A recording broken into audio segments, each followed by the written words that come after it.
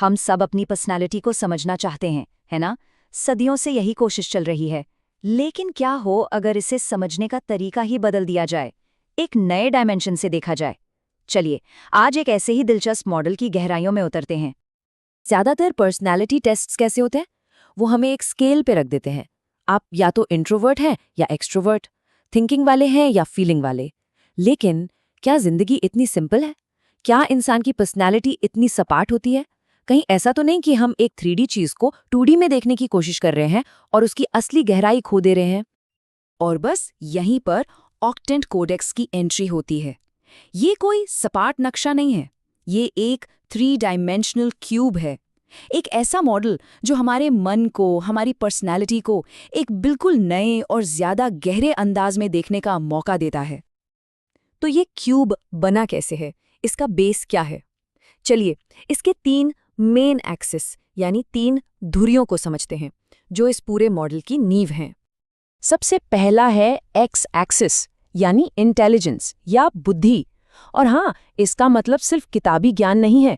इसका मतलब है पैटर्न्स को पहचानने की काबिलियत, प्रॉब्लम्स को सुलझाने का हुनर और इन्फॉर्मेशन को कितनी तेजी से प्रोसेस किया जा सकता है।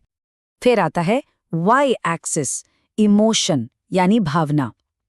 ये सिर्फ खुश या दुखी होने के बारे में नहीं है, ये है भावनाओं की इंटेंसिटी, उनकी गहराई के बारे में। सोचिए, कुछ लोग एक शांत झील की तरह होते हैं और कुछ किसी उबलते हुए महासागर की तरह। और आखिर में है जेड एक्सिस एनर्जी यानी ऊर्जा। इसे किसी की पर्सनल मोटर समझिए, काम करने की ड्राइव, उसकी कैपेसिटी। ये फिजिकल भी हो सकती है और मेंटल भी। मतलब कोई हर वक्त एक्शन में रहता है या फिर शांत और सोच विचार में डूबा रहता है।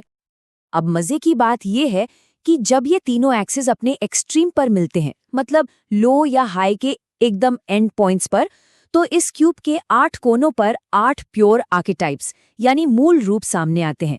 ये पर्सनालिटी के सबसे प्योर, सबसे कॉन्सेंट्रेटेड फॉर्म्स हैं। तो चलिए इस क्यूब के अंदर चलते हैं, अपनी जर्नी शुरू करते हैं और सबसे पहले उन 4 आर्केटाइप्स को देखते हैं जिन्हें हाई इंटेलिजेंस डिफाइन करती है। ये कोट देखिए, ये है हमारा पहला और सबसे डायनामिक आर्केटाइप, सेरेब्रल स्पार्क, मतलब एक बौद्धिक चिंगारी। सोचकर देखिए, शर्लॉक होम्स या टोनी स्टार्क। ये वही लोग हैं जिनके दिमाग और दिल में हमेशा एक तूफान सा चलता रहता है। तो सेरेब्रल स्पार्क के कोऑर्डिनेट्स क्या हुए? हाई इंटेलेक्ट, हाई इमोशन और हाई एनर्जी। तीनों एक्सिस पर हाई। इनका दिमाग समझिए विचारों और भावनाओं का एक न्यूक्लियर रिएक्टर है। और इनका सिंबल एक मोबियस स्ट्रिप में लिपटी हुई बिजली की चमक, जो दिखाती है कि इनके विचार और भावनाएं एक कभी न खत्म होने वाले लूप में एक दूसरे से गुंथे हुए हैं। अब देखिए ये कितना फैसिनेटिंग है। सिर्फ एक चीज बदलिए और पूरी पर्सनालिटी बदल जाती है।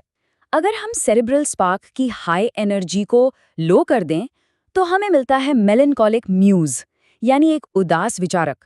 अगर सेरेब्रल स्पार्क एक तूफान है, तो मेलनकॉलिक म्यूज एक गहरी शांत झील। इनकी क्रिएटिविटी अकेलेपन में, शांति में खिलती है। सोचिए विंसेंट वैन गॉ या वर्जीनिया वूल्फ के बारे में।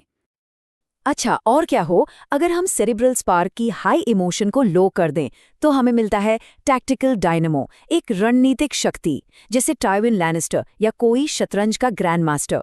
इनके लिए इमोशंस बस डेटा पॉइंट्स हैं, एक तरह का शोर जो लक्ष्य से भटकाता है। इनके लिए मास्टरी ही सब कुछ है। तो देखिए कैसे इन एक्सिस में जरा सा बदलाव पूरी शख्सियत को पलट देता है। चलिए अब क्यूब का एक और चेहरा देखते हैं। उन आर्केटाइप्स पर फोकस करते हैं जिन्हें हाई इमोशन ड्राइव करती है। मिलिए फ्रेंजीड फायर ब्रांड से, मतलब एक उन्मादी मशाल। ये लोग पैशन और एक्शन का जीता जागता सबूत हैं। इनकी बुद्धि लो है पर इमोशन और एनर्जी हाई।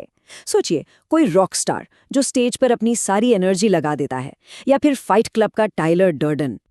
ये जो लिखा है ना, वे चट्टान से कूदने के बारे में सोचते नहीं है, वे पहले से ही हवा में होते हैं, खुशी से चिल्लाते हुए। ये लाइन फायर ब्रांड को परफेक्टली डिस्क्राइब करती है। ये लोग एनालाइज नहीं करते, ये बस एक्सपीरियंस करते हैं। इनके लिए हर पल को जीना जरूरी है।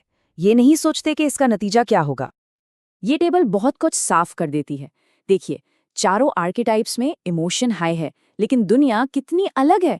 सेरेब्रल स्पार्क और फायर ब्रांड दोनों में एनर्जी हाई है, पर इंटेलिजेंस का लेवल एक को इन्वेंटर बनाता है और दूसरे को एक बागी।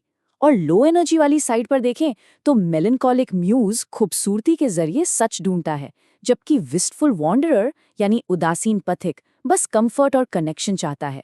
ये दिखाता है कि एनर्जी और इंटेलिजेंस में जरा सा भी बदलाव दुनिया देखने का पूरा नजरिया कैसे बदल सकता है। तो हमने इन आर्केटाइप्स को तो समझ लिया। अब सवाल ये है कि इसका हमारी जिंदगी से क्या लेना देना है?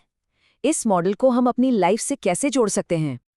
और मुझे यकीन है कि ये सवाल अब तक मन में आ ही गया होगा कि इन 8 आर्केटाइप्स में से हम कौन हैं। क्या किसी को लगता है कि वो सेरेब्रल स्पार्क के करीब है, या किसी को मेलनकॉलिक म्यूज जैसा फील होता है? लेकिन यहाँ एक ट्विस्ट है। इस मॉडल का असली जवाब है इनमें से कोई भी नहीं। जी हाँ, इनमें से कोई भी आर्केटाइप किसी भी इंसान को पूरी तरह से डिफाइन नहीं कर सकता। ये हमारी पूरी पहचान नहीं है। तो फिर इनका पॉइंट क्या है?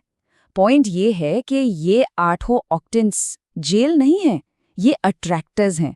मतलब ग्रेविटी के कुओं की तरह जो हमें अपनी तरफ खींचते हैं।